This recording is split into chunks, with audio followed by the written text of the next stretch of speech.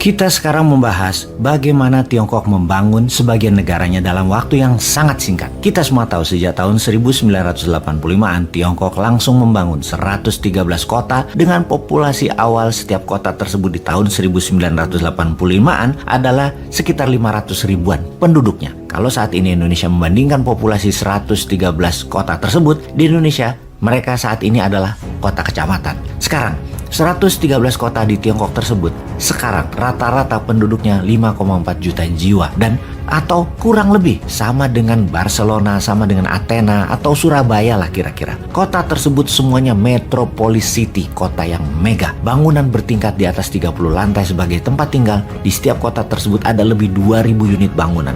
Ditambah perkantoran dan perniagaan, ada 3.000 bangunan besar di kota-kota tersebut per kotanya. Kecepatan membangunnya sungguh di luar perkiraan banyak kaum akademisi barat. Yang kalau di pikiran cara barat, pertanyaannya, kok bisa sih Tiongkok membangun segitu cepatnya? Uangnya dari mana? Itu pertanyaan pemikiran barat yang juga banyak menjadi pola pikir pejabat 6 presiden Indonesia hingga saat ini. Sama mikirnya dengan pola pikir barat tersebut. Kalau Tiongkok membangun dalam 40 tahun, mereka membangun 25 miliar meter persegi bangunan tempat tinggal. Membangun 150.000 kilometer rel kereta api, lalu membangun dan memperbaiki 400.000 kilometer jalanan. Kalau duitnya dari hutangan, siapa yang minjemin?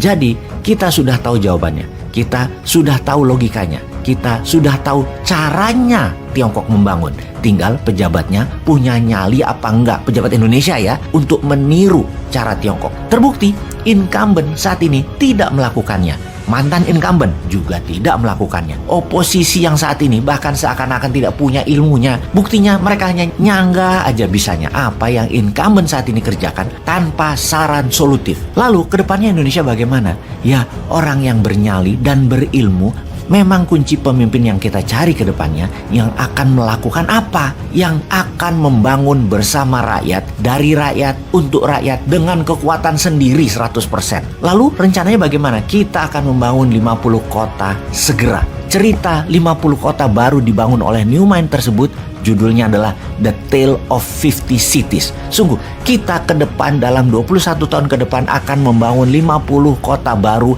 yang terdiri dari beberapa kota yang ada diperbesar dan beberapa kota dibangun dari nol. Kita satu ibu kota IKN di Penajam seperti maunya pemerintah sekarang. Yang pasti kita akan lanjutkan membangunnya, namun belum tentu buat ibu kota negara, tetapi membangun sebanyak 50 kota berbarengan dengan Penajam. Penajam pasti kita bangun. Kota-kota itu masuk economic zone atau kota kawasan zona ekonomi khusus. Dalam 21 tahun ke depan, 50 kota ini berdiri dengan memiliki kekhususan. Misalnya di Merauke akan menjadi food estate, food city basisnya.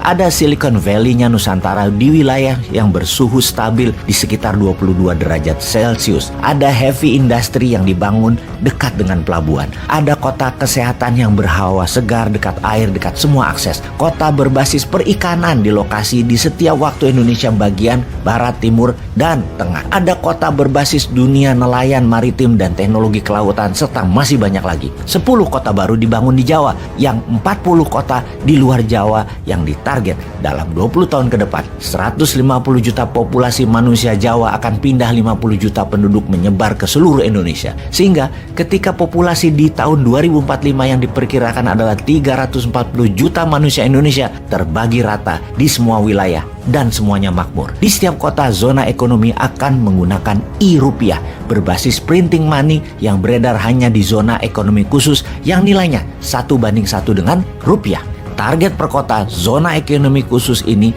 berinvestasi adalah 500 triliun rupiah atau 25.000 triliun dana dibutuhkan untuk membangun 50 kota baru tersebut yang akan membangun 10 miliar meter persegi bangunan rumah tempat tinggal. Output yang ditarget pastinya adalah setiap keluarga Indonesia punya rumah tinggal yang layak. Ada 100 juta rumah, apartemen, kondominium, dan berbagai tipe tempat tinggal berikut sarana walkable city dan livable city yang akan dibangun dalam 21 tahun ke depan. Menunjang 50 kota baru tersebut, maka pabrik besi dengan kapasitas seperti Krakatau atau steel akan dibangun lebih dari 100 pabrik. Pabrik semen yang akan dibangun akan meningkatkan 1000 kali lipat kapasitas terpasang saat ini. Power plant pembangkit listrik semuanya adalah swasta yang membangun dan mendistribusikannya. Boleh pakai nuklir thorium untuk daya listriknya. BUMN yang terlibat hanya 10% dari saat ini karena dari 800 BUMN hanya tinggal 10 saja yang masih dipertahankan. Di sisi pejabat dan pemerintah,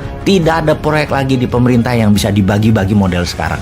Pemerintah hanya meregulasi. Kawasan zona ekonomi di bawah otorita masing-masing berlaku hanya 20 tahun yang ditunjuk presiden langsung dan bertanggung jawab ke presiden. Jabatan ketua otorita ini masing-masing lapor langsung ke presiden. Setelah itu akan dibubarkan dan ditarik ke pusat di bawah kementerian terkait. Jah, ngelamun aja nih New Mind.